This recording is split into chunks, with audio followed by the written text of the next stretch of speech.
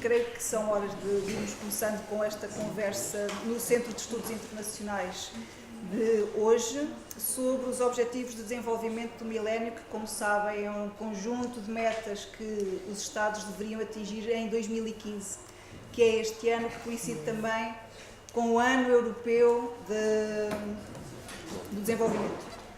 Portanto, nesta conversa vamos pensar o que é o desenvolvimento, pensar o papel dos Estados e das organizações da sociedade civil nas questões do desenvolvimento, analisar os vários desinvestimentos que de 2000 a 2015 foram feitos na educação, na saúde, em cuidados primários.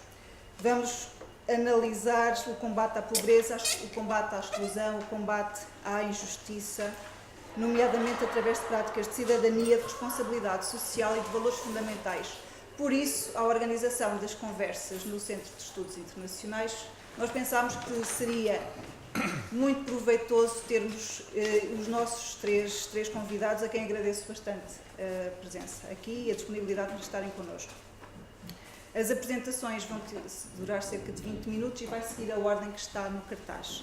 A Antónia Barreto é professora no Instituto Politécnico de Leiria e é investigadora no Centro de Estudos Internacionais, tem uma larga experiência de análise e de ação também das questões da cooperação para o desenvolvimento, da educação nos vários países de língua portuguesa.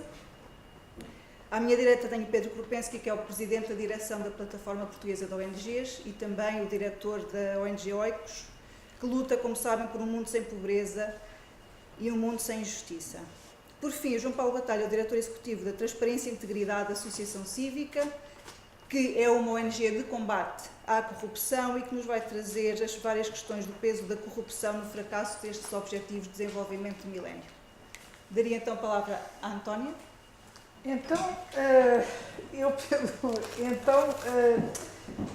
Eu queria deixar claro duas ou três coisas antes de começar.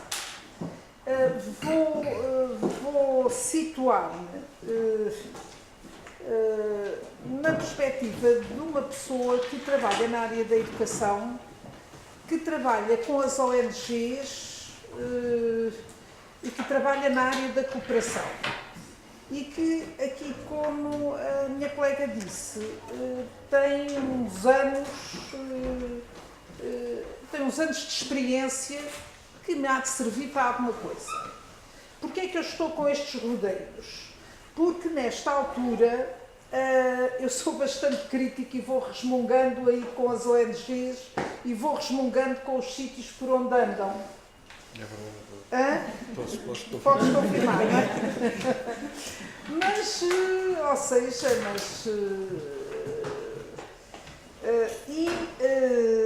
Resmungo com o quê? Resmungo com linguagens, resmungo com circuitos, resmungo com restrições. E vou passar à prática com o que eu quero dizer, onde é que eu vejo estas incongruências e vamos lá, não chamaria conflitos, mas domínios em que não bate a bota com a perdigota. E que, como eu dizia há bocadinho ao Pedro, num período em que a gente está de reestruturação, de caminhar para os objetivos do desenvolvimento sustentável e em que tudo está em questionamento, seria muito bom que algumas, não sei, se calhar todos nós tivéssemos fôssemos mais claros em relação a alguma coisa. Por aquilo que eu vou lendo em relação à transitoriedade dos objetivos do milénio, toda a gente está de acordo, e aqui, por exemplo, eu posso falar na área da educação. Se por um lado,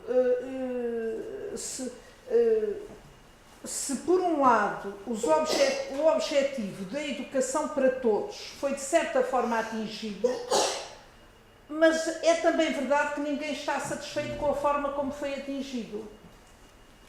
Quer nos países ricos, temos bolsas, portanto, eu trabalho no âmbito na educação e em situações institucionais da educação, E no caso até dos países europeus, há bolsas para as quais a educação é um facto, estão lá todos dentro. Mas o que é que eles lá estão a fazer deixa muito a desejar. Se eu for então para os países, por exemplo, os PALOP, a grande crítica que hoje se faz aos sistemas educativos africanos é que não são de qualidade. E, portanto, é como se as pessoas estivessem a enganar uns aos outros. Porque, na realidade, os sistemas elitistas, o mandar os filhos estudar para a Inglaterra, o mandar os filhos estudar não sei para onde, para os Estados Unidos, é cada vez mais frequente. E as escolas ficam para quem? E o que é que se consegue ao fim de 10, 12 anos de escolaridade? As pessoas sabem assinar o nome. Ou seja, não me vou demorar mais com análises parecidas com esta sobre os outros objetivos, mas o panorama não é satisfatório. Depois, gostaria também de fazer outra reflexão sobre como foram implementados os objetivos do milénio, nomeadamente no caso português. E essa implementação resultou em quê? No meu entender, a implementação dos objetivos do milénio, feita muito em ligação com as ONGs para o desenvolvimento, mantém-se um saco fechado a que alguns têm acesso. Ou seja, vou até ser mais explícita. A linguagem utilizada, e agora peço desculpa aqui ao Pedro, a linguagem utilizada, e aqui levantam-se vários problemas. A linguagem utilizada, muitas vezes, é uma linguagem de quem está dentro e quem tem pouco contacto com o exterior e a vida pragmática. Portanto, os técnicos das ONGs, não sei, se calhar tem que ser mesmo, têm falta de viver no terreno. É gente que está nas ONGs há muito tempo, que tem uma linguagem específica e que, na maior parte dos casos, não é entendível pelas outras pessoas. E ficamos, às vezes, numa discussão dos anjos e muito teórica, muito filosófica. Vou dar um exemplo concreto. No final de dezembro, participei numa reunião da ARIPES, que é a Associação das ESES, que juntou as direções de todas as escolas superiores de educação públicas, com alguém que vinha fazer formação sobre a educação para o desenvolvimento e, nomeadamente, o trabalho, que aqui a educação para o desenvolvimento está muito ligada aos objetivos do milénio. E gerou-se quase que um conflito na sala. Porquê? Porque nem a própria pessoa percebia com quem estava a falar, nem as pessoas, e portanto percebia com quem estava a falar em termos de localização na estrutura do ensino superior, nem as pessoas que estavam, neste caso os diretores, percebiam a linguagem, porque a pessoa dizia: temos que trabalhar uma educação reflexiva. E os outros do outro lado, os diretores diziam: mas é isso que a gente faz. E as questões entre educação para o desenvolvimento e cooperação para o desenvolvimento, e não se conseguiu sair dali, e não se convencem pessoas. Portanto, a reforçar esta linguagem muito pouco pragmática, muito hermética, muito fechada, estamos claramente em conflitos de paradigmas. Vou ser mais explícita.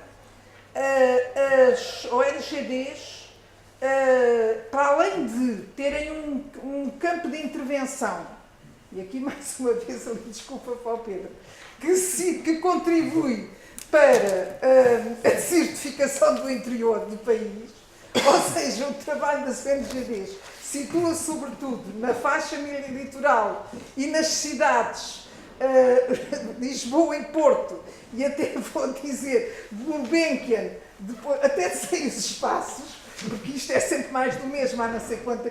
Vocês batem no fim, não é? Mas, ou seja, a coisa é muito fechada, porque se calhar é mais fácil para as pessoas, são comunidades com as quais as pessoas são capazes melhor de interagir, cujas linguagens estão mais próximas, mas o que é facto é que há anos esta parte, que isto vem situando em algumas cidades e na faixa litoral, e portanto não há penetração para o interior. Para além disso, misturam-se depois aqui outras coisas, que são, no meu entender, duas coisas fundamentais. Estamos na atração pela vertente da economia nestas coisas. E então vale tudo. O que é que eu quero dizer vale tudo? Encontramos a participar também nestas atividades muita gente que vem à espera de resolver dinâmicas muito voltadas para um aproveitamento económico. Depois posso ser mais explícito em relação a isso. E cujo contributo, cujo trabalho que pretendem realizar tem depois pouco a ver com uma educação para o desenvolvimento em sentido lato, mas vem sobretudo à espera de contactos, à espera de... E então, no que diz respeito à cooperação, querem pontes que lhe permitam entrar em Angola, pontes para entrar em Moçambique, etc. Isto é sistemático neste trabalho de educação para o desenvolvimento. E portanto, ligado aos objetivos do milênio. Portanto, isto aqui é uma zona que eu penso que tem que ser... a poeira tem que assentar, isto tem que ter outro entendimento. Depois uma outra questão que para mim é claríssima. O trabalho, sobretudo das ONGs, aponta para as escolas não têm espaço para o trabalho para a educação para o desenvolvimento. Vou ser mais explícita. Estamos claramente num período de organização do currículo em que andamos à volta do português e da matemática e dos exames do 12º ano. E tudo está... Isto não há saída disto. A legislação sobre formação contínua obriga os professores a fazerem formação sobre a didática específica da sua disciplina. Portanto, só nas horas vagas, em algum sábado à tarde, ou num período, ou com alguém muito para ali voltado, é que encontramos espaço, encontramos público, encontramos abertura. Os anos em que as escolas tinham projetos educativos na qual se inscreviam atividades de educação para o desenvolvimento, já lá vão. Portanto, eu atualmente faço avaliação de escolas e as ordens que eu tenho como os outros inspectores da Inspeção-Geral de Ensino é verificar se no projeto educativo há metas para o sucesso da matemática, do português, depois a seguir do inglês, etc. Ou seja, e cada um hoje no âmbito das escolas está neste conflito de resolver conteúdos.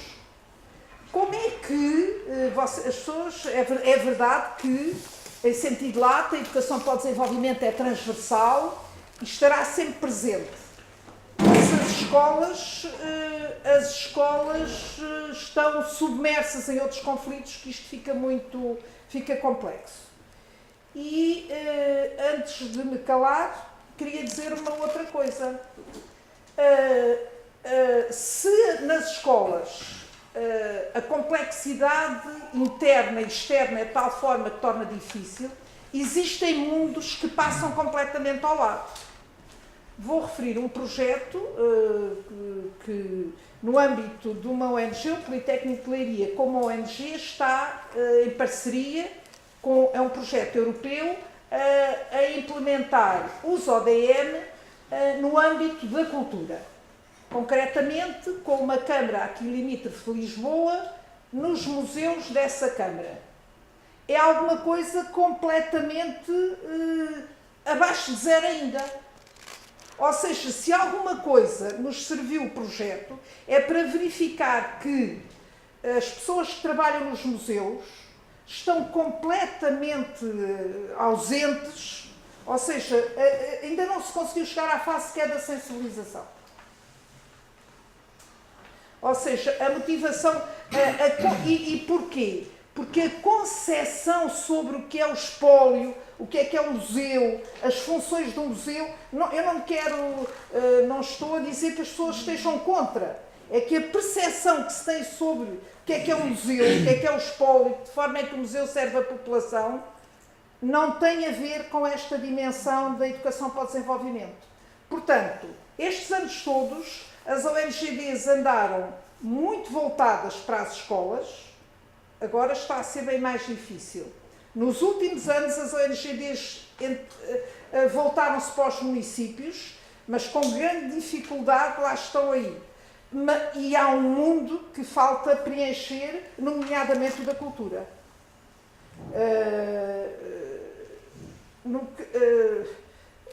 A Câmara é uma Câmara dinâmica, não vou aqui mencionar qual, mas a percepção que as pessoas têm do espólio, daquilo que se mostra, até do que é património, de uma visão diferente do património, é muito difícil, tem sido muito difícil mudar. Portanto, estamos a chegar ao fim dos objetivos do milénio e é como se estivéssemos no princípio, não é? Mas pelo menos a consciência de que das dificuldades e dos problemas, penso que se vai tendo. Para alterar alguma coisa, penso que haverá um grande esforço de avaliação, de advocacy nas estruturas mais amplas, não é? Ou seja, como é que, no âmbito da educação, como é que se vai contra uma política definida muito pelo Ministério da Educação? Ninguém vai. Portanto, as coisas têm que se colocar a montante e não apenas, não é? Há toda uma advocacy, uma definição de política que faz falta e um trabalho de sapa e um alargamento do trabalho. E depois penso que, se nos outros aspectos isto é verdade, neste domínio promovem-se os objetivos sustentáveis pela participação, pela realização, aquela coisa que a gente diz, o caminho faz-se caminhando, é aqui neste contexto que tem toda a pertinência, não é? Pronto, e calmo já. Obrigada, António. E passaria já a palavra aos dois seguintes intervenientes para depois abrirmos espaço para a conversa mesmo, um espaço mais dialogante. Pedro. Todos veem bem ou saio daqui? Vira-se para o lado, se calhar. Não é para a gente ver, senão deixa de não passar.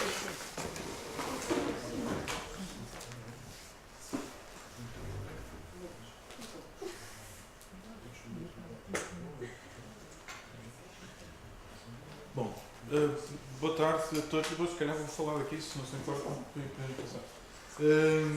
Boa tarde a todos e todos. Tenho naturalmente algumas reações àquilo que a Antónia disse, mas vou guardar depois para a fase do debate. Mas não, à partida não é a defesa da honra da bancada, porque não é caso para tanto. Mas enfim, em relação ao tema que aqui nos traz hoje, enfim, estando nós a 6 meses do termo dos ODM, que será na Assembleia Geral das Nações Unidas em setembro deste ano, não julgo, enfim, na preparação disto achei que não faria muito sentido debruçar no fundo sobre o que são ou que deveriam ter sido, mas isso quanto ao que deveria ter sido, vou mais por aí. Não quanto aos objetivos em si, do ponto de vista temático, mas quanto a algumas coisas que tiveram relacionadas com eles, o seu processo de concepção, os instrumentos e as instituições que tiveram à volta disto, algumas coisas que realmente lhe faltaram e que, a não terem faltado, podiam ter contribuído para uma implementação e para um cumprimento muito mais efetivo. Naturalmente, enfim, o primeiro mérito a assinalar dos ODM é o facto de ter sido, pela primeira vez na história da luta contra a pobreza, um referencial altamente consensual e altamente globalizado. Quer dizer, grande parte dos países do mundo subscreveram a declaração do milénio e com consciência do que é que estavam a fazer.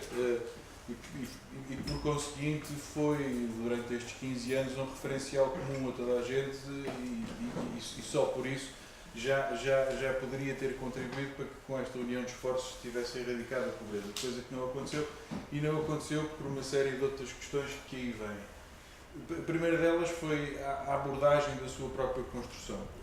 Foi um processo completamente à bottom, ou seja, foi concebido nos gabinetes das Nações Unidas e depois foi impingido aos Estados, e muitos Estados depois nem sequer tiveram preocupação de impingir às suas populações. Aliás, conta-se, em jeito de graça, não sei se terá sido o caso se não, mas conta-se que um dos técnicos que teve a honra de construir o texto dos ODM já ia com o draft final para entregar a quem de direito, e encontrou alguém no corredor e disse: o que é que tens aí? Ele disse: tenho aqui os Objetivos de Desenvolvimento do Milénio, de 7 Objetivos de Desenvolvimento do Milénio. E então parece que olhou para o documento assim meio correr e disse: mas espera lá, tu não tens aqui nada sobre o ambiente. Pois é, voltou para trás, escreveu um outro objetivo sobre o ambiente, passaram a ser 8 Objetivos de Desenvolvimento do Milénio, e assim foi. Enfim, é caricatura, mas não estará muito longe da realidade. Foi de facto um processo muito pouco apropriado por os chamados right holders, né? Por aqueles a quem na verdade se destinam estes objetivos, e por conseguinte nunca houve, apesar do esforço das ONGs e outras instituições, uma apropriação desta agenda por quem efetivamente podia contribuir para o seu cumprimento. Depois, a própria formulação dos objetivos, não só no seu elenco, mas na formulação de cada um dos objetivos, é a partida discriminatória.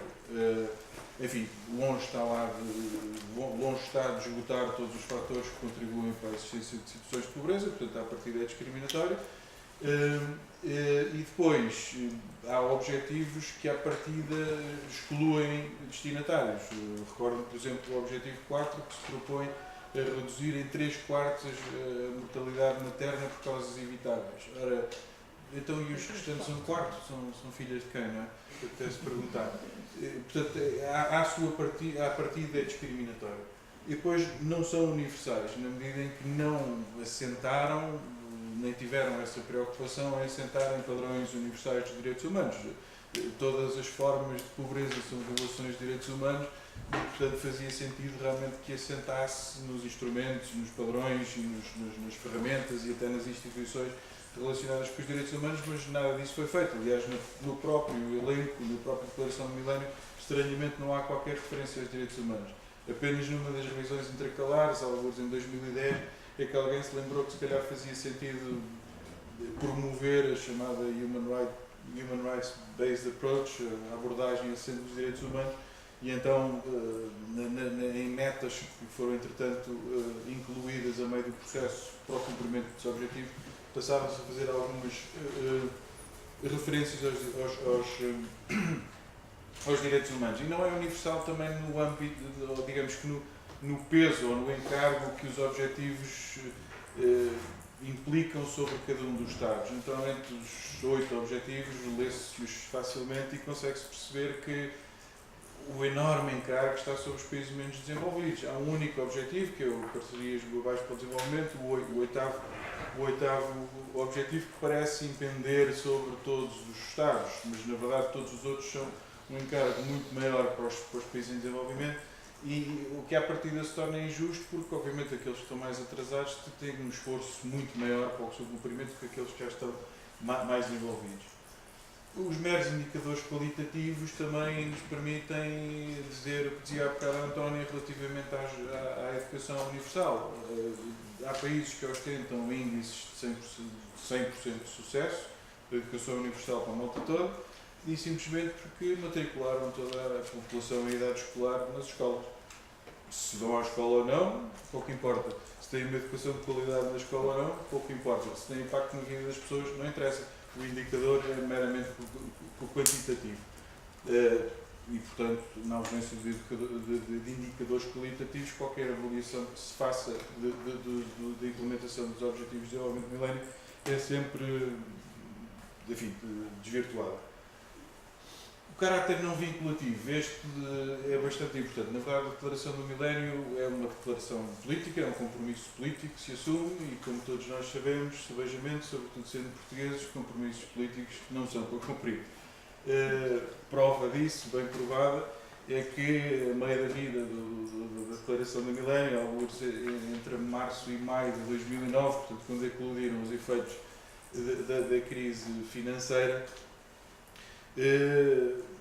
mas antes disso, quando os Objetivos de Desenvolvimento Milenário foram aprovados, alguns economistas de renome fizeram contas e perceberam que para a implementação dos Objetivos de Desenvolvimento Milenário seriam precisos vários milhares de milhões de dólares, não lembro exatamente quantos. Nesse tal período, meio da vida dos ODM, entre março e maio, portanto, de fato, 2 meses de 2009, em plena crise financeira global, foram angariados 30 vezes mais do que aquilo que não era possível angariar para implementar os Objetivos de Desenvolvimento Milenário em 15 anos. Em 2 meses foi angariado 30 vezes mais e apenas para injetar no mercado financeiro para os bancos poderem continuar a emprestar dinheiro. E, portanto, trata-se claramente aqui de uma falta de vontade política, não é uma falta de recursos, é sim uma falta de vontade política. Falta de vontade política é essa, que teria menos margem de manobra caso este instrumento, esta declaração tivesse um pouco de força, mais força vinculativa. Coisa que teria acontecido se realmente tivesse a partir indexado aos padrões internacionais de direitos humanos.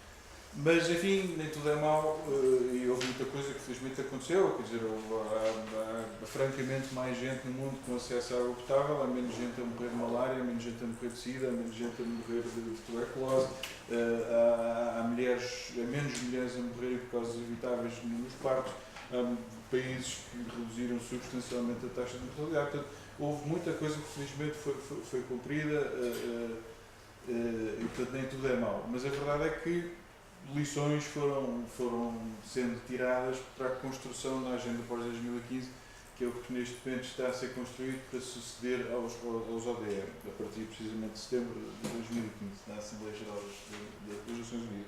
A primeira lição que foi tomada foi precisamente a falta de apropriação, e aí a questão da linguagem que a Antónia referiu também é muito importante, mas isso depois lá irei na parte do debate. Houve a preocupação de começar a construir esta agenda de forma muitíssimo mais participada já há 3 anos e continua a haver um conjunto de, enfim, podemos discutir se as metodologias, os processos a serem utilizados têm sido os melhores, mas a verdade é que tem havido efetivamente essa preocupação e houve consultas nacionais em 80 e tal países, houve consultas temáticas, houve consultas processuais, houve comitês de peritos nomeados para o efeito, enfim, houve relatórios de relatórios, houve uma série de coisas que têm que procurar de forma muito mais incisiva ao escutar aquilo que são os direitos das pessoas e as suas expectativas relativamente a esta agenda. O chavão não é meu, no one is left behind, foi logo aquilo que as Nações Unidas utilizou como pontapé de partida precisamente para este processo de consulta, portanto vê-se aqui a preocupação em não ser tão discriminatória quanto era a agenda do milénio. Faz algumas referências, embora o draft original tinha muito mais referências do que atualmente tem, porque enfim, esta agenda tem que ser negociada com países para os quais os referenciais de direitos humanos não são propriamente o melhor amigo e, portanto, tem vindo a perder algumas menções àquilo que são os padrões de direitos humanos, mas na verdade tem alguns. Estão a ser construídos uma série de indicadores quantitativos a ser postos paralelamente aos quantitativos e está a procurar-se, mas aqui é que parece-me que não vamos ter grande sorte, conferir-lhe um pouco mais de força vinculativa. Há aqui dois dados adquiridos que me parecem muitíssimo significativos e que, consagrarem-se, a ver, vamos, porão a agenda pós 2015 anos-luz da agenda do milénio. Uma delas é esta a primeira questão, da universalidade. Portanto, os objetivos são comuns para todos, de todos e para todos, mas terão em conta, no estabelecimento das metas que estão dentro de cada objetivo, as especificidades locais. E locais, nesse sentido, estão restritos quanto o termo implica, local, mas depois também nacional, depois regional e finalmente internacional. Ou seja, os objetivos são iguais para todos, mas atendendo ao ponto de partida de cada um, às limitações e aos condicionalismos de cada um. Isto é importantíssimo até porque nos remete e facilita muito mais o tal papel da apropriação, porque Os Objetivos de Desenvolvimento do Milénio, dir-me-ão se estou errado, mas foram percepcionados pela franca maioria de toda a gente como um compromisso assumido pelo Estado, logo uma obrigação do Estado. E nós, cidadãos comuns, como meros espectadores, mais ou menos preocupados, mas o Estado que cumpra. O que esta nota da universalidade que tem em conta a dimensão local implica, ou para onde nos remete, é precisamente para isso, para o papel que cada um de nós tem como indivíduo na resolução dos problemas à escala local e à escala global. Os Objetivos de Desenvolvimento Sustentável serão os alegados sucessores dos Objetivos de Desenvolvimento do Milénio e, enfim, foi descoberta a pólvora agora ao fim de 30 anos em que já se falava em desenvolvimento sustentável, mas agora é que parece que finalmente bateu no cérebro de quem tem de decidir estas coisas. O desenvolvimento sustentável pressupõe um equilíbrio entre três dimensões, a dimensão social, a dimensão económica e a dimensão ambiental. Porque até agora, como temos visto, há sempre, como dizia também a Antónia, a predominância da dimensão económica e a predominância às vezes em prejuízo das demais. Para haver desenvolvimento sustentável tem que haver uma horizontalidade, um equilíbrio efetivo entre as dimensões sociais, ambiental e económica. Portanto, se os objetivos efetivamente tiverem preocupação no equilíbrio entre estes três eixos, então talvez consigamos fugir do paradigma equivocado por onde temos andado. E pronto, só como nota final, parece-me a mim, e gostaria de voltar a sublinhar que daqui a 15 anos, em 2030, quando estivermos a estudar a vida dos ODS, lamentaremos efetivamente a pobreza, não é? Que persiste se realmente pelo menos duas ou três coisas não acontecerem. Uma delas é a coerência. Na verdade, o grande inimigo da luta contra a pobreza tem sido a incoerência das políticas. Por um lado, diz e faz-se alguma coisa, mas por outro, retira-se. Aqui há alguns exemplos. A regulação do mercado financeiro. Em tempos foi criado um mecanismo, por melhor das intenções, que era permitir aos produtores agrícolas preverem o preço com que venderiam a prazo os produtos que produziriam. Uma espécie de gestão a prazo do risco. Então, eu como produtor agrícola, sabendo que daqui a 6 meses poderia vender o produto que eu vou plantar hoje por um preço que eu já sei a partir da qual é que é, sinto muito mais confortável para plantar e muito mais seguro. E esse mecanismo que foi precisamente criado para proteger os produtores acabou por ser apropriado, aqui no sentido do termo, pelo mercado financeiro e deu origem à especulação dos commodities, entre os quais estão bens alimentares de base, provocando a tal volatilidade dos preços, tornando inacessível à grande parte das pessoas, portanto, a grande parte das pessoas dos países mais pobres. Portanto, não há escassez de bens alimentares, há preços artificialmente modificados em benefício dos senhores, esses sim que nunca foram ao terreno, não são as ONGs, e que não fazem ideia das consequências que a especulação financeira tem na vida das pessoas. O TTIP, esse, enfim, não entro por aqui, senão não era 20, mas sim 40 minutos, mas enfim, está a ser negociado aí à grande escala entre os Estados Unidos e a União Europeia, tratado transatlântico de comércio e investimento, que vai eliminar standards que são conquistas europeias de defesa do consumidor, defesa do ambiente, defesa de trabalhadores, defesa de uma série de conquistas europeias vão ser postas de parte em benefício de uma série de multinacionais inimputáveis. Tantas outras políticas comerciais bilaterais entre Estados que anulam os efeitos das políticas de cooperação para o desenvolvimento, das políticas de migração, isso também é por demais óbvio no sul da Europa. Enfim, uma série de outros exemplos que são claríssimas incoerências entre as políticas, entre diferentes tipos de políticas externas, muitas vezes do mesmo país, se não dos mesmos blocos. O caráter vinculativo acho que era verdadeiramente fundamental, enfim, temos lutado por isso, mas julgo que não teremos muita sorte, era que esta declaração do pós-2015 constasse do Tratado Internacional, não fosse mais uma vez uma mera declaração política, mas que fosse um Tratado Internacional e que esse Tratado Internacional tivesse apenas o chamado protocolo opcional, que é enfim, um desdobramento desse tratado que permite que os Estados que voluntariamente se queiram comprometer com um caráter vinculativo mais pesado, assim o subscrevam. A ver, vamos. E pronto, e na verdade, para contrariar o tal paradigma e a predominância da dimensão económica sobre a social e ambiental, é fundamental começarmos a convencer-nos que é efetivamente lucrativo investir nas pessoas e investir nos seus direitos, porque isso é que realmente fará diferença e erradicará a pobreza. Espero não ter excedido os 20 minutos. Obrigada.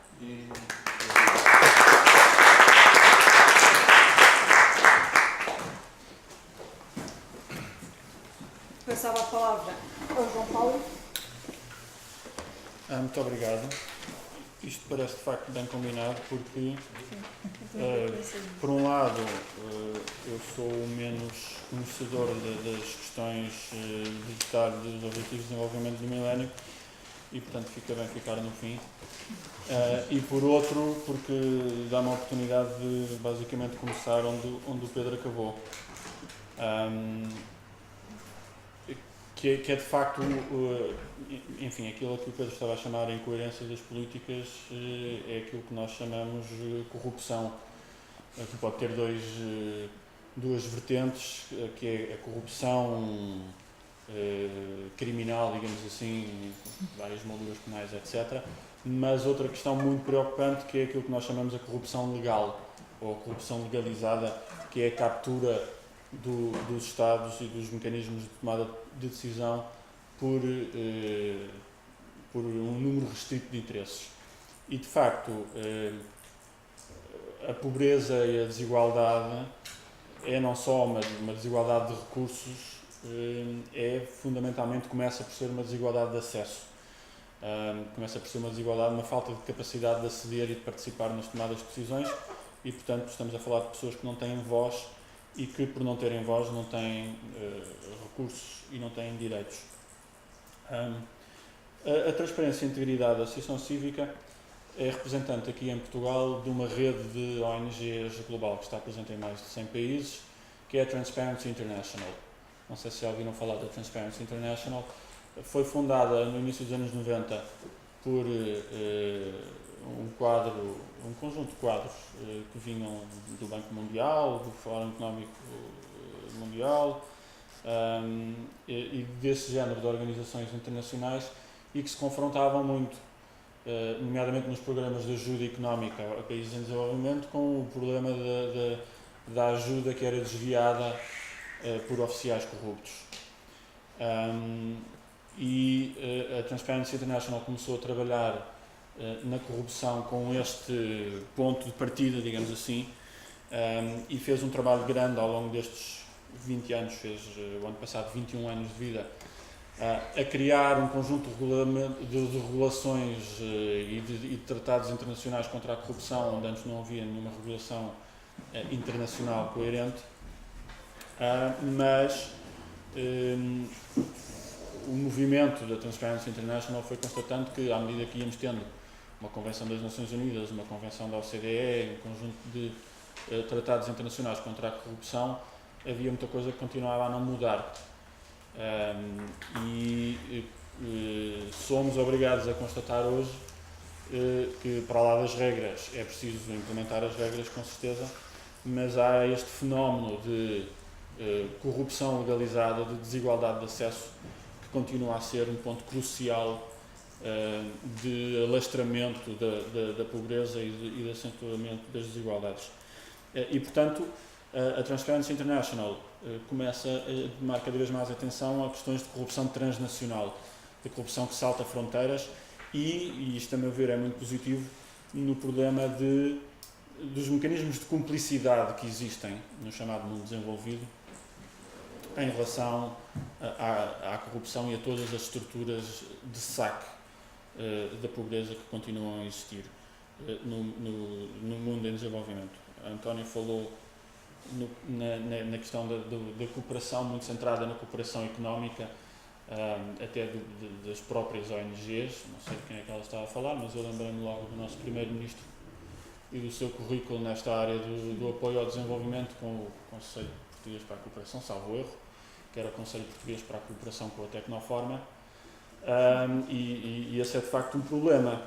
Como é também um problema nós termos mecanismos de investimento preferencial, como os vistos Gold aqui em Portugal, que são uma compra de acesso, não só a Portugal propriamente dito, mas ao espaço Schengen e à União Europeia, que é aquilo que os compradores verdadeiramente querem. E é um bocado aterrador nós pensarmos que no ano passado morreram cerca de 3 mil pessoas a tentar atravessar o Mediterrâneo em jangadas, em barcos de borracha, e as pessoas que roubaram essas 3 mil pessoas e que roubam milhões de outras, e que as obrigam e que as empurram para esse mar, são as que vêm para a Europa em jatos privados, ou no jato presidencial, no caso de alguns países, ou nos jatos privados de grandes negócios, que vêm depositar o seu dinheiro na Europa, vêm comprar os seus bens de luxo na Europa e vêm pôr o dinheiro a salvo aqui. Não é um problema dos corruptos do terceiro mundo, é um problema de mecanismos de corrupção generalizados e que têm aqui, eu costumo dizer cúmplices, mas em muitas instâncias não são cúmplices, são os facilitadores, são os impulsionadores desses mecanismos de corrupção. E nós temos visto até no nosso microcosmos português e europeu como, ao abrigo da crise, vale tudo, e desde que venha dinheiro, seja lá de onde for, o melhor é não fazer perguntas. Nós tivemos, conheço tão bem como eu, uma amarga campanha nos últimos anos com a questão da Guiné Equatorial e da sua entrada na CPLP, você também conhece bem essa questão, em que de facto falar de direitos humanos, no caso da Guiné Equatorial, e falar de um rumo ou de um património de direitos humanos na CPLP era quase visto, se calhar estou a exagerar, mas era quase visto como uma conversa de meninos mimados a discutirem luxos. E, portanto, nós temos esse problema seríssimo para resolver. Temos mecanismos de cumplicidade com a corrupção que são globais. O Pedro deu um excelente exemplo dos resgates financeiros, que são cíclicos, aliás, mesmo dentro da Europa. Estas questões agora com a Grécia, com Portugal, com o pagamento das dívidas, são fundamentalmente mecanismos de proteção ou não proteção dos sistemas financeiros que andaram a facilitar todos estes sistemas. Diz que é importante salvar o sistema financeiro, porque é o sistema financeiro que empresta dinheiro às empresas, mas em países como Portugal as empresas continuam a não ter acesso a financiamento. Aquilo que, depois de anos e anos de especulação financeira, provocou a crise, foi pago para que os bancos pudessem retomar a especulação financeira. E continuamos a ter nos mecanismos de tomada de decisão uma desigualdade de acesso enorme, em que as pessoas que querem promover o desenvolvimento das suas comunidades e as pessoas que querem ter uma voz continuam a não ter acesso, porque nós continuamos a ter os mesmos atores políticos e económicos numa situação de promiscuidade completa uns com os outros. Basta ver a questão que ainda se está a destapar passo a passo do BES e das relações que o BES sempre teve com os governos portugueses.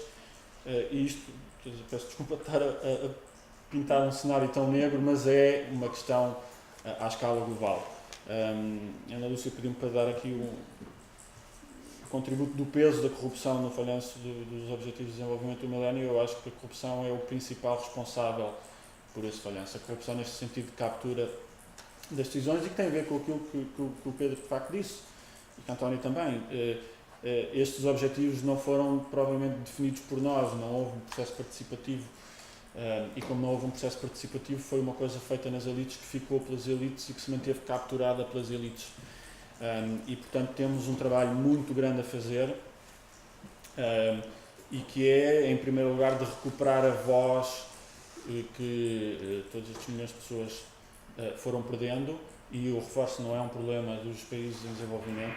Houve muitos milhares ou milhões de pessoas em Portugal e pela Europa que também estão a perder a voz, estão a perder a capacidade de acesso, e portanto A primeira tarefa, o Pedro disse muito bem, é que isto comece de baixo para cima, que nós recuperemos a nossa voz, a nossa capacidade de intervenção, o que passa por organizar uma sociedade civil que não está organizada, que tem vícios, que tem dificuldade de criar até recursos para se suster, porque isto não se faz tudo com voluntarismo, é preciso recursos.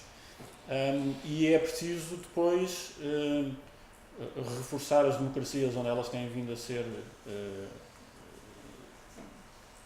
diminuídas e criá-las e verdadeiramente lutar por elas onde elas não existem. E, portanto,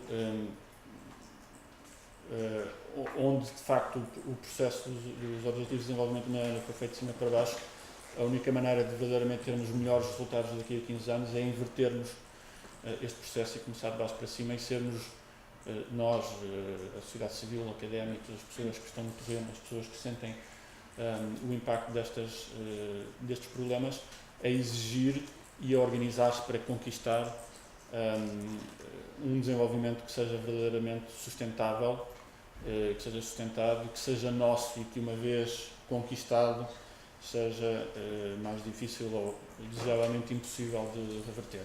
Portanto, eu fico por aqui e deixo o resto para o debate, porque já temos aqui muito para conversar. Obrigada, João Paulo. Sugiro, vai-se abrir o debate e a minha sugestão é precisamente que o Pedro e a Antónia nos esclareçam a vossa brincadeira, porque agora é a vez do Pedro responder à Antónia aos desafios que a Antónia tinha lançado. Ok. Não, estou a brincar. Não, enfim, não, nada...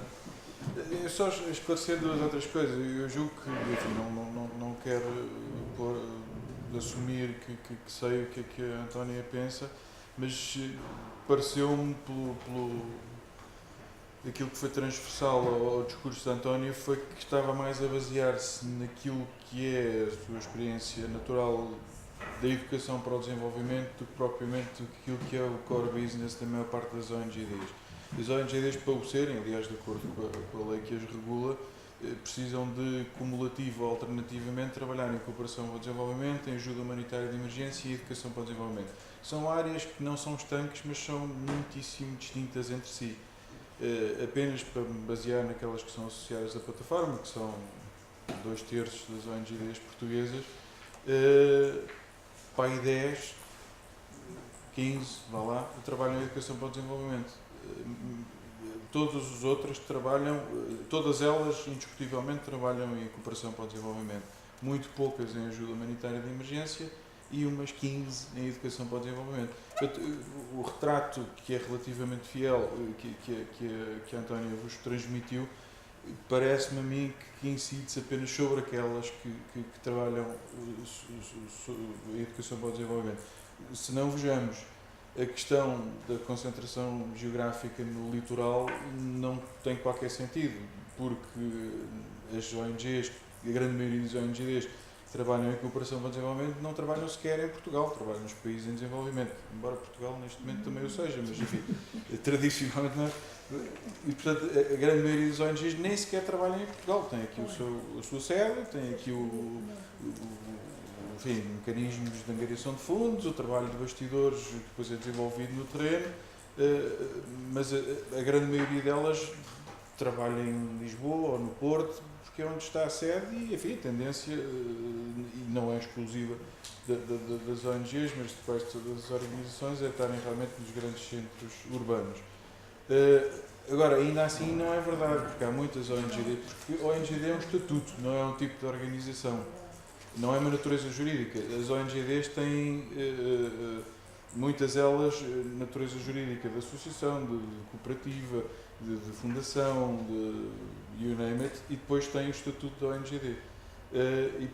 E entre elas, e não referi propositadamente, há muitas ADLs, Associações de Desenvolvimento Local. E essas estão por todo o país, e muitas delas também têm o estatuto da ONGD, portanto, e muitas delas, tendo o estatuto da ONGD, sendo a Associação de Desenvolvimento Local e trabalhando muito nos territórios onde estão inseridos, não trabalham em educação para o desenvolvimento. A realidade não é assim tão estanque quanto parece. A outra nota é a questão da falta de experiência no terreno na maior parte dos técnicos. Aí a minha experiência diz-me exatamente o contrário.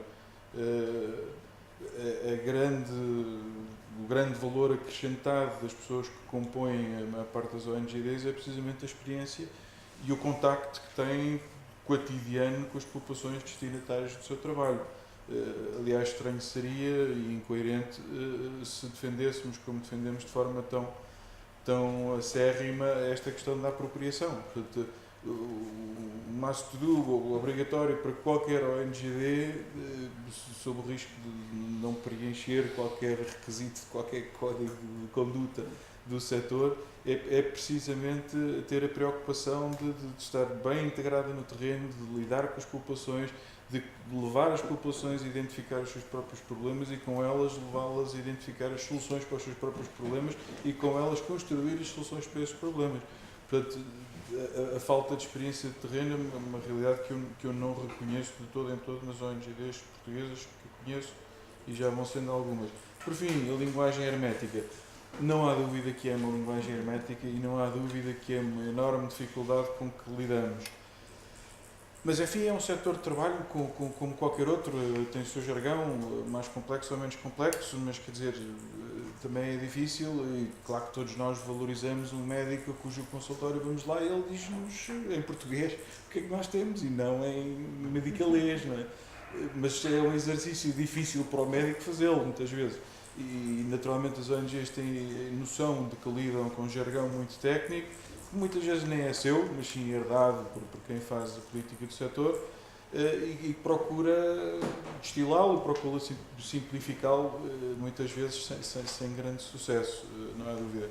E, portanto, com essa concordo em absoluto e é um esforço contínuo que as ONGs devem continuar a fazê-lo, e não só as ONGs, quem está no setor, para procurar realmente tornar esta linguagem mais próxima, porque o que nós queremos precisamente é chegar às pessoas, ter as pessoas na centralidade, então se não conseguimos falar com elas, nem que elas nos compreendam, então algo está muito mal, não é? O comentário que queria fazer, nós estamos aqui na resposta, pergunta, etc., mas queria dizer o seguinte. A meu ver, de uma forma muito positiva, nos últimos anos, ou seja, têm surgido no âmbito das ONGs projetos de forçar as parcerias. E, portanto, porquê que, e vou já dar exemplos concretos que se colocaram até no âmbito da ARIPES, portanto, forçar mesmo a existência de parcerias. Porque temos... porque o isolamento acontece. Portanto, era aqui a minha referência há bocado, era sobretudo neste sentido. Ou seja, no âmbito da aproximação às escolas superiores de educação, verificou-se que, por exemplo, em Mértola, existe uma ONGD que não tem qualquer comunicação nem com Beja nem com Porto Alegre. E, portanto, vocês estão a ver, situada no meio do Alentejo, etc. E, portanto, não tinha, quando se perguntou à pessoa encarregue de fazer esta dinamização, o que é que encontrou em Beja e Porto Alegre, a pessoa disse, não encontrei nada, existe uma ausência de relação, uma ausência de linguagem comum. E a quantos quilómetros está Porto Alegre de Mértola? Era aqui que eu me estou a referir. Portanto, eu não quis entrar há bocado em situações muito explícitas, mas é o que me chega. Ou seja, cada um está no seu canto a trabalhar para o seu público. Ou seja, parece um bocado chato isto que eu estou a dizer, mas é verdade. Vejo agora nas dinâmicas do terreno a criação de redes, forçando uma relação, mas que vejo isso muito positiva, a criação de sinergias. Aliás, participamos num projeto que se chama mesmo Sinergias, no sentido até de se conhecerem e depois este isolamento territorial é também um isolamento em termos de público-alvo, em termos de ideias, etc. A penetração destas perspectivas no ensino superior assenta em projetos muito restritos. E, portanto, não é alguma coisa adquirida, não é alguma coisa praticado no âmbito das instituições de ensino superior, por exemplo. Como eu há bocadinho disse, no âmbito do Museu Mundial, aquilo que constatámos é que era alguma coisa completamente à margem dos objetivos do milénio, era à margem da cultura. Não é? E, portanto, eu poderia dizer outros 500 exemplos nesta linha. Com todo o respeito e concordo com o Pedro, que há bocado foi um bocado chato e duro a dizer que mas também dou conta que todos estes mecanismos estão muito condicionados, alguns deles estrangulam completamente, não é? Há situações do terreno em que ONGs, etc., estão a ficar completamente estranguladas por outras, portanto, estão numa luta pela sobrevivência e algumas irão mesmo morrer. Quem tem questões? Se calhar um comentário para valorizar as intervenientes antes de mais. Um pouco dirigida a ti também. Como o Pedro tinha dito, é assim, as ONGs, o panorama das ONGs é muito distinto. Pois, é verdade. De acordo. Não estou em defesa das ONGs, mas acho que não é só um problema, o estar fechado não é só um problema das ONGs, é um problema, por exemplo, da academia, que até hoje esteve muito voltada para si, quer dizer, não é único e exclusivamente um problema das ONGs. Que penso que já não seja tanto. Não sei até que ponto é que as parcerias serão forçadas, se os próprios intervenientes começam a sentir a necessidade dessas parcerias. Não sei. A experiência que eu tenho tido nas ONGs tem sido muito com parcerias e sempre trabalhamos assim, é um pouco a postura que temos perante as coisas. Acredito que não sejam todas assim, que haja exemplos diferentes e que as coisas também têm evoluído muito, quer dizer, há 30 anos não se falava o que se fala agora, apesar de neste momento falarmos de coisas que eu acho que já não se deviam estar a falar, porque já deviam ter ficado resolvidas há 30 anos, mas pronto, isto é tudo um processo e com o qual temos que criar aprendizagens. É um pouco como os objetivos do milénio, quer dizer, nem tudo foi mau, custa-me ouvir dizer que estamos como estávamos no início, não estamos, caramba. Eu sou muito crítica em relação aos objetivos, acho que há muita coisa que deveria ter sido feita e não foi, mas não estamos como estávamos no início.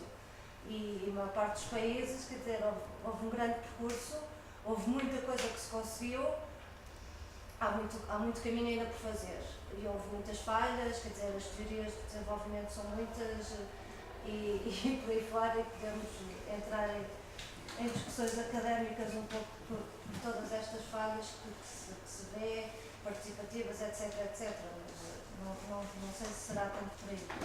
Mas efetivamente há um trabalho que foi feito. E acho que algum mérito os objetivos tiveram, mas que não seja criaram pela primeira vez, tiveram como principal função, entre aspas, ou tiveram essa atenção em serem mensuráveis. Eu acho que isso, a esta altura, podemos dizer o que é que efetivamente foi feito ou não foi feito. Eu acho que só isso já foi um passo. Pronto, podia ter sido muito maior, podia ser menor, mas quer dizer, estamos num processo. Quanto às questões da ED, Educação para o Desenvolvimento, bom, são questões que estamos a começar um pouco a falar em Portugal, quer dizer, não estamos nos nórdicos ou na Suécia, onde isto se faz desde sempre, quer dizer, infelizmente no nosso país estamos a começar, melhor ou pior, a dar os primeiros passos, e há toda uma educação que tem que ser feita, não só para o desenvolvimento, mas mesmo educação, a vários níveis. Como o Pedro disse, há muito poucas ONGs a trabalharem efetivamente com a educação para o desenvolvimento. Não são muitas, pelo menos que eu conheço. Mas bom. E as que estão ainda muito a testar processos, a aprender elas próprias todos os caminhos a seguir. Quer dizer, estamos a combater contra uma política educativa que é o que temos neste país, que também não é fácil de encaixar e tudo isso. Agora, eu acho que há interesse, e nós trabalhamos, portanto, a ONG com a qual colaboro e trabalha a educação para o desenvolvimento, e nós vemos abertura nas escolas, quer dizer, se calhar começamos com 1 ou 2 professores, mas já vimos alguns progressos, que depois é larga, consegue-se trabalhar com mais, há mais pedidos. Quer dizer, há um interesse em fazer as coisas. Obviamente que é encaixado, porque não está nos programas, não faz parte da política do Ministério, mas também é que fará parte da política deste Ministério, não sei. Mas pronto, há aqui uma série de questões, que assim, o panorama tem muito para onde se fazer, mas também é tão negro assim. Só recolheria mais 2 ou 3 intervenções. Posso? Eu venho um pouco no sentido contrário. Quando li os textos pela primeira vez, senti-me mais ou menos insultado. Eu senti-me não pelo teor, mas pelos prazos. Até 2015 isto vai acontecer, até 2020. Eu tinha acabado aqui mostrado nos centros sul-africanos, com homens como o Dr. Fialho, o Rodolfo Casais, todos esses Aima e tal, e via, por abaixo do conhecimento que tinha. Eu era economista, sou economista, mas fui adquirindo aqui nas ciências sociais transversalmente, e que era impossível. Os senhores de Nova Iorque estão a brincar connosco. Foi do que eu pensei. E a partir daí comecei a entrar nessas coisas e a ver o objetivo 1, 2 e o 7 são 3 objetivos perfeitamente inatingíveis naquele prazo e vamos ver como é que nós colocamos as populações para aquilo dar certo. Não é?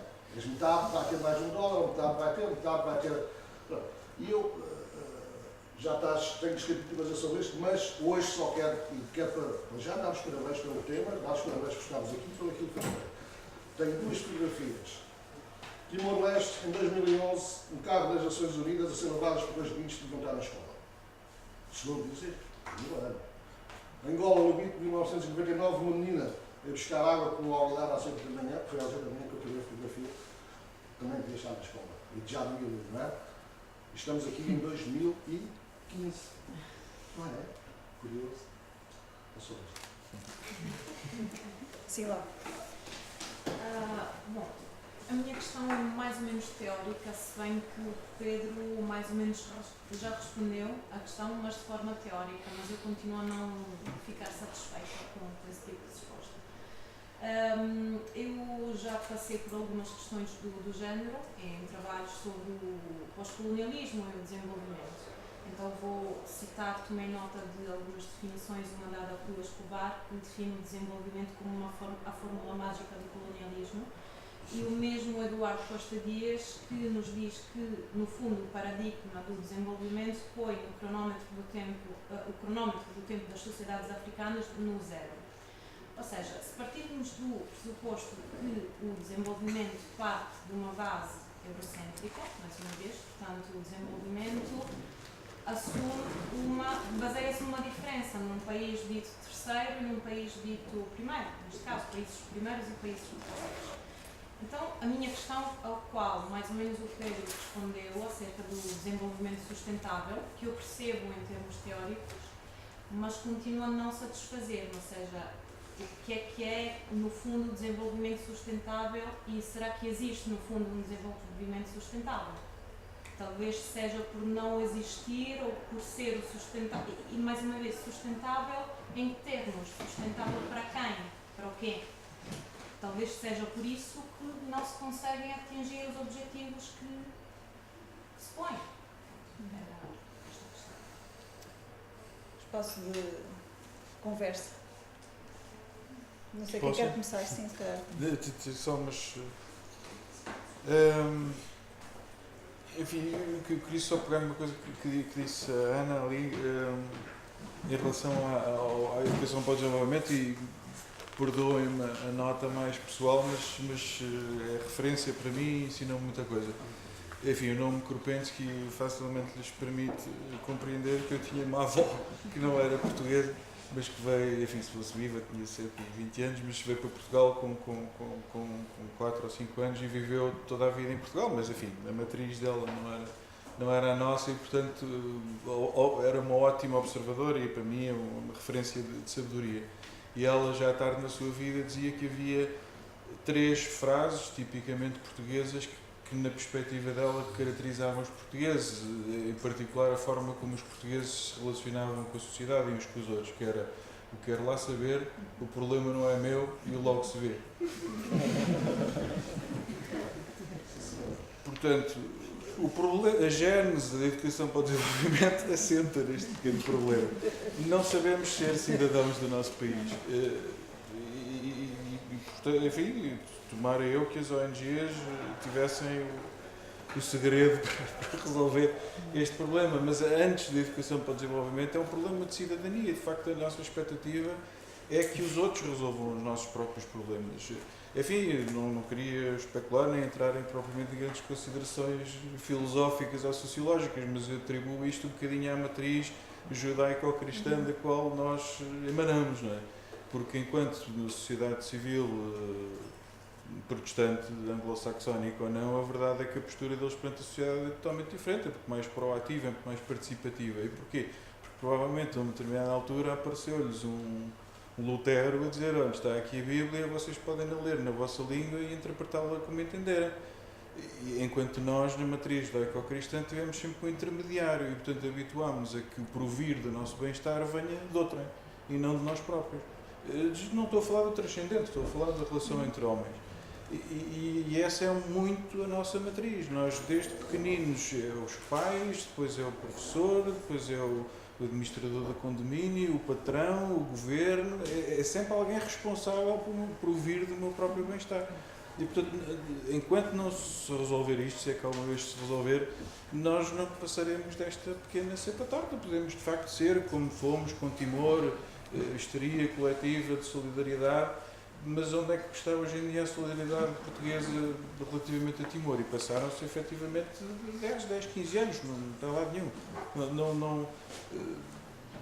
É isto, somos de emoções. Eu lembro quando foi o tsunami do Sudeste Asiático, eu trabalhava na altura na plataforma, não como presidente, mas como diretor executivo, estava de férias e tive que voltar, porque realmente gerir aquela coisa toda. E lembro-me de receber um telefonema de uma senhora que tive a maior dificuldade em gerir aquilo, porque a senhora dispunha-se a oferecer, generosa e abnegadamente, 2.000 pares de luvas de lã, com a especificidade de serem enviadas para o Sri Lanka. Eu me disse: senhora, isto do apogeu do desenvolvimento do Sri Lanka, país subtropical, jamais precisarão de luvas de lã. Mas eu vi no telejornal que era preciso tudo. Não é? Pronto. Em relação ao desenvolvimento sustentável, há felizmente várias e inúmeras concretizações desta horizontalidade entre as dimensões. Não é mainstream ainda. E esta história do desenvolvimento sustentável, como saberá provavelmente melhor que eu, não é de facto novidade. A primeira vez que se falou disto, de forma mais oficial, mais sistematizada, foi no tal relatório de Brundtland, há 20 e poucos anos atrás. E foi consagrado como grande objetivo da primeira Cimeira da Terra, depois veio ser reafirmado agora no Rio Mais 20, e agora finalmente parece que nos objetivos anos na agenda após 2015.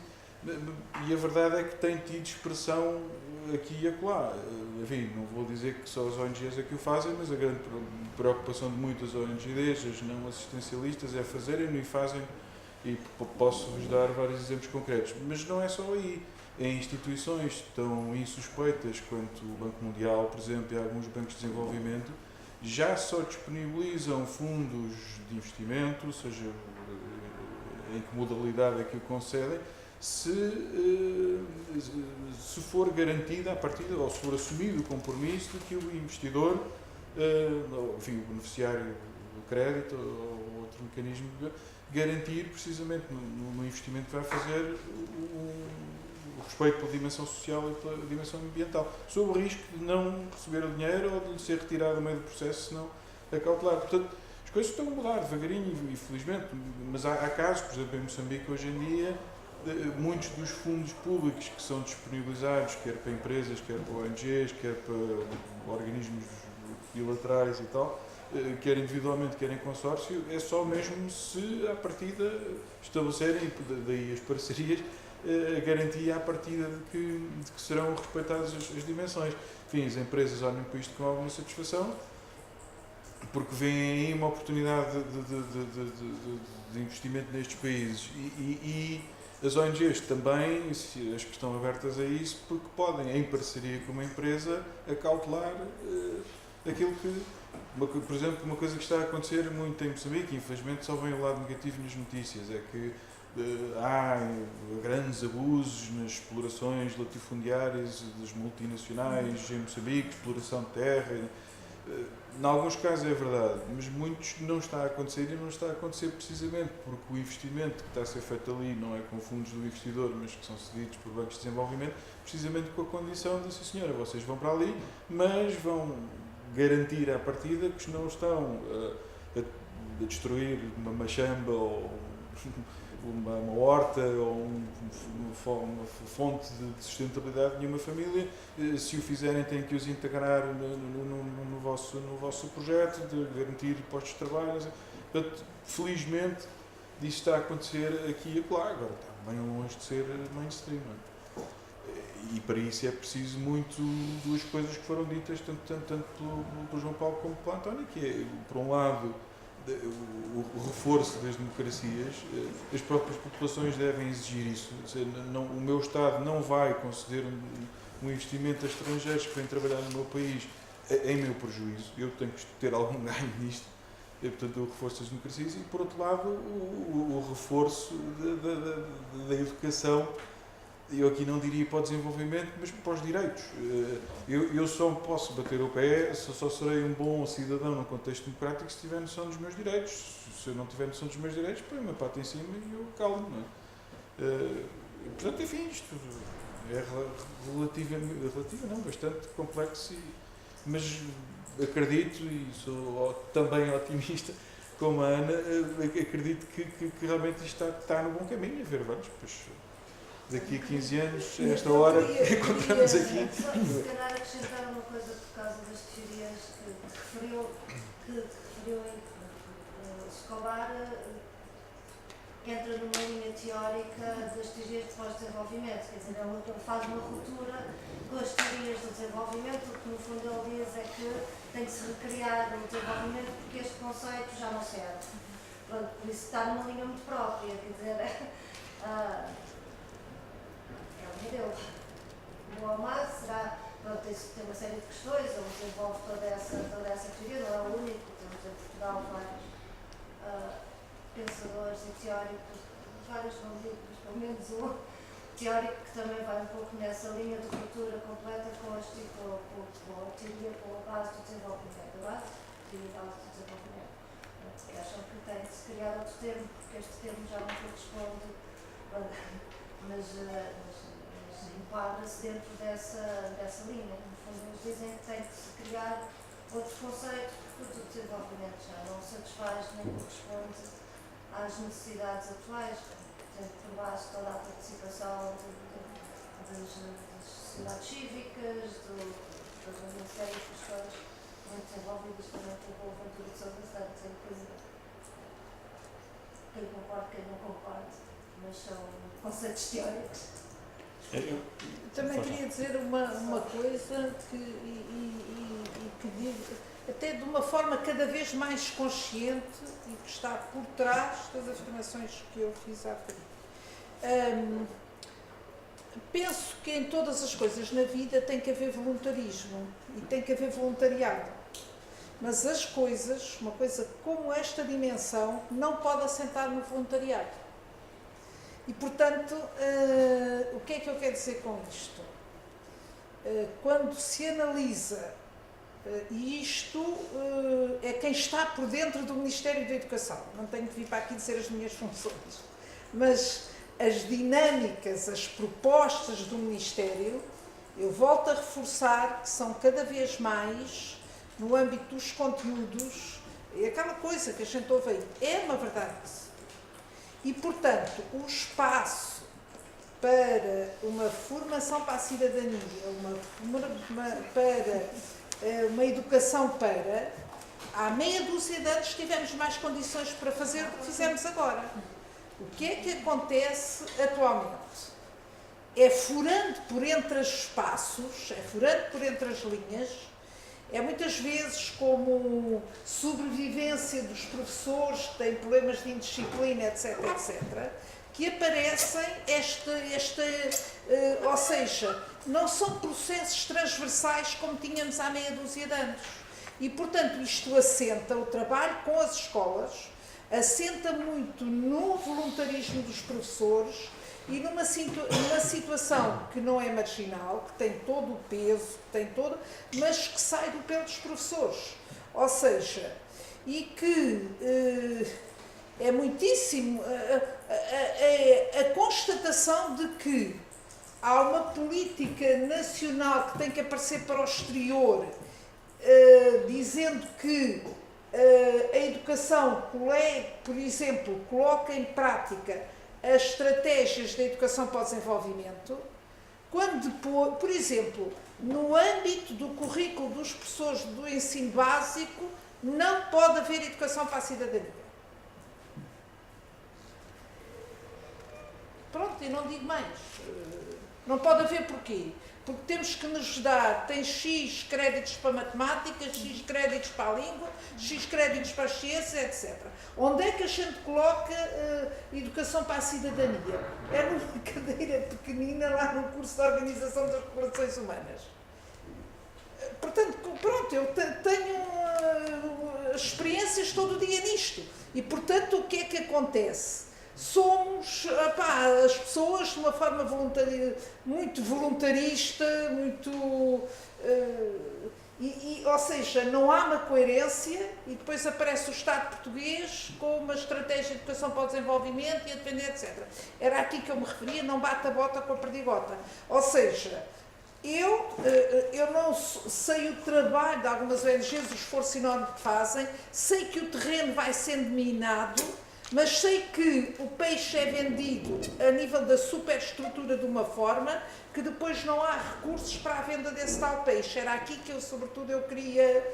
E isto implica muita advocacy, muita briga aí com o nível da superestrutura, muita coisa. E a gente não pode fazer de conta e não pode dizer, então este trabalho vai sendo ser feito, etc, etc. A briga também tem que ser a outro nível, era sobretudo aqui. Pois, também estou de acordo. Só para dizer duas coisas muito rápidas. Estou de acordo com isso, de facto. Em matéria de políticas públicas para a educação, o Ministério não ajuda, nem nunca ajudou, acho eu. Mas eu, como faço parte de uma organização que trabalha contra a corrupção e tem um foco relativamente claro, queremos menos corrupção, queremos negócios mais transparentes e queremos uma sociedade mais justa, confrontamos muitas vezes com este problema de falta de educação para a cidadania. Há uma espécie de discurso oficial desculpabilizador da corrupção, até pelas instituições que têm responsabilidades no combate à corrupção e na prevenção, que desculpabiliza a corrupção a dizer é uma coisa cultural. E eu não gosto muito desse discurso por causa disto. E quando vejo, não me importa dizer o nome, o Presidente do Tribunal de Contas, que é simultaneamente Presidente do Conselho de Prevenção da Corrupção, que tem muito este discurso, caricaturando que se nós formos bons rapazes e nos sentarmos direitos na missa, depois quando formos crescidos não vamos fazer negócios de PPPs, faz-me um bocado de confusão. Mas é evidente que nós precisamos, se calhar simplificando, como dizia o Pedro, educação para os direitos. Se eu conhecer os meus direitos, vou lutar por eles. Acho que é um bom sítio para começar, para não estarmos a criar cadernos de encargos demasiado grandes, que depois matriz histórica, religiosa, etc., que depois nos bloqueiam. E em relação à questão do desenvolvimento, eu gostei dessa expressão, eu não sou académico, portanto estou aqui um pouco em terra estranha, mas eu sinto que nestas novas gerações de cooperação económica e de políticas económicas transnacionais, ou de corrupção transnacional, chamamos nisso, temos uma espécie de quase colonialismo outsourcing, onde tínhamos antes administrações coloniais de potências estrangeiras instaladas no território, essas administrações retiraram-se, mas deixaram a tomar conta do mesmo território e das mesmas populações pessoas que são nativos, mas que têm a mesma política de expoliar e trazer o dinheiro para a Europa, onde nós continuamos a beneficiar dele com toda a impunidade. E é importante percebermos isto para percebermos um problema de interdependência que existe. Eu, quando olho para um país como Angola, por exemplo, que está no topo do ranking de países com altos níveis de corrupção percepcionada, que é um índice que a Transparency International faz todos os anos, e que ao mesmo tempo está no fundo dos índices de desenvolvimento, e isto acontece à escala global. Os países que estão no fundo dos índices de desenvolvimento estão no topo dos índices de corrupção ou de má governação. E depois, quando vejo tantas figuras da elite angolana e as participações que têm em empresas portuguesas, em empresas que, por sua vez, têm relações bastante promíscuas com o Estado e, portanto, dominam as tomadas de decisão e a legislação portuguesa, eu convenço-me que não conseguimos verdadeiramente resolver o problema da corrupção em Portugal sem resolver o problema da corrupção e a falta de democracia em Angola.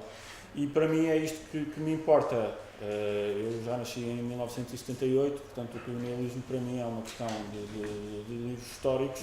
Eu não tenho um interesse particular em ir resolver a corrupção de Angola, não sei como é que se faz isso, sei que têm que ser os angolanos a fazê-lo, mas tenho a percepção de que quero resolver o problema do meu país e não consigo resolvê-lo sem resolver o problema dos outros países. E por isso é que nós temos que encontrar maneiras de estabelecer parcerias e trabalhar em conjunto.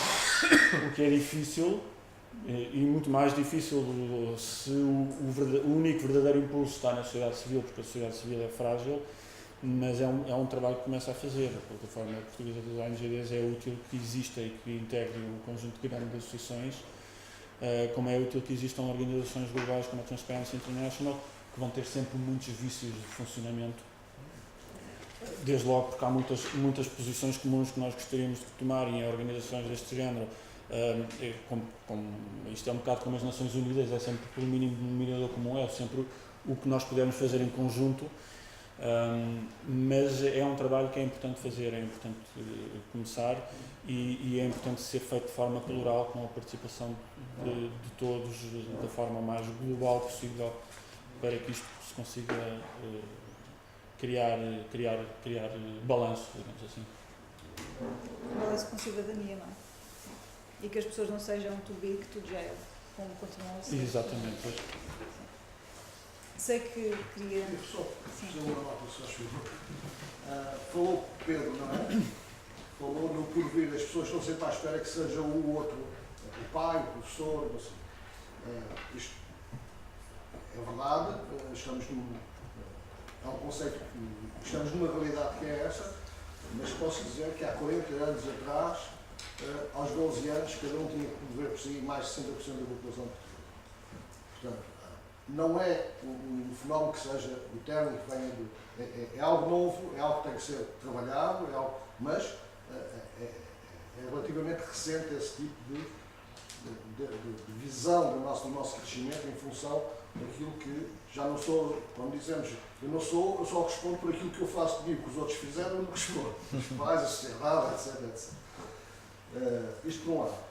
Por outro lado, sobre a corrupção, a África, depois isso dava aqui outro painel, de facto, e não é a África, o conceito de corrupção, de facto, vem daquela coisa que vinha há muitos anos, o tipo é corrupto quando rouba o dinheiro do Estado. Era a primeira definição, depois foi largando.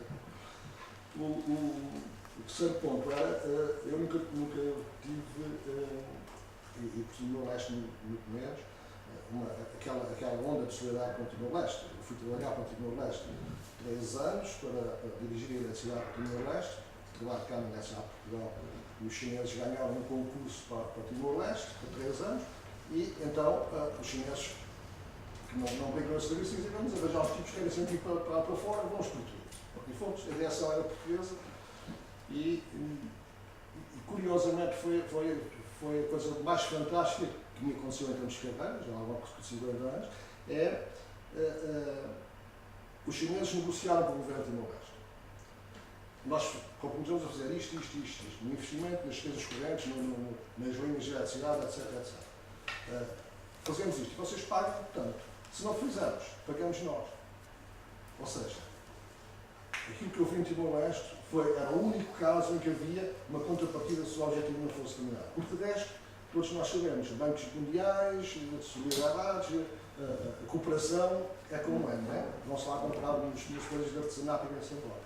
Portanto, era só essas 2 notas Essas 2 horas sobre Timor-Leste foi um caso de trabalho, de vivência há 3 anos, ainda por cima apanhei a crise de 2006, que me fez crescer mais 100 anos. Portanto, sou muito mais velho, 100 anos, felizmente, aprendi muito. Mas para vos dizer que, de facto, depois há o terceiro ponto que era os eixos, não é? Eu trabalho na EDP, como já devem ter reparado, pela conversa, e tenho a sustentabilidade também, a minha das ligados grosso. E, portanto, a EDP é a primeira empresa utility do mundo, ganhou o primeiro no Dow Jones, né? No índice Dow Jones. E, curiosamente, o eixo social, aquele que nós estamos aqui a falar, é o único eixo em que nós não somos melhores que os outros. E porquê? Tem coisa a ver com as mulheres em cargos de chefia, etc, que são regulamentados ao nível do Dow Jones e que nós, culturalmente, não respondemos ainda. Não é? Era só isso. Lá está, é preciso educação para a cidadania também, não é? Sim, só temos mais 5 minutos. José. É muito rápido. Eu queria perguntar ao João Paulo e ao Pedro se acreditam que a lógica económica dos donos do dinheiro que financiam este aspecto alguma vez pode ser ultrapassada pelas políticas coerentes, desejáveis, se essas políticas forem contra esses interesses económicos desses seguidores. Eu diria que sim, podem, com certeza que podem. Eles não querem. Eles não querem. Pois, mas podem como? E não vamos pô-los a querer. Temos nós que querer mais e querer de forma mais organizada do que eles. Porque eu percebo, quer dizer, tenho alguma dificuldade em perceber a partir de certo ponto, mas percebo o apelo que o dinheiro traz a alguém e percebo que uma pessoa seja movida pelo dinheiro. Mas as pessoas são movidas por outras coisas. São movidas por alguns instintos altruístas, apesar de tudo, mas também são movidas por instintos de proteção. E quando estas pessoas, quando estes donos, chamemos-lhe assim, sentirem que estão a viver num mundo inseguro e que o mundo se está a tornar inseguro porque estes níveis de desigualdade pura e simplesmente não são sustentáveis, não são fisicamente sustentáveis. Uma pessoa não consegue andar na rua com não sei quantos milhões no bolso quando toda a gente anda a morrer à fome, torna-se uma questão de segurança. Quanto mais não seja por aí, há uma maneira de reequilibrar um pouco os poderes.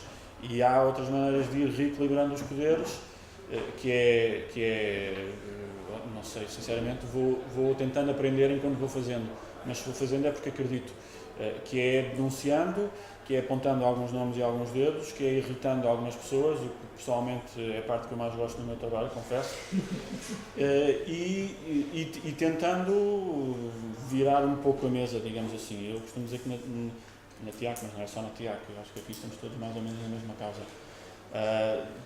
O nosso trabalho é organizar os muitos que mandam pouco contra os poucos que mandam muito.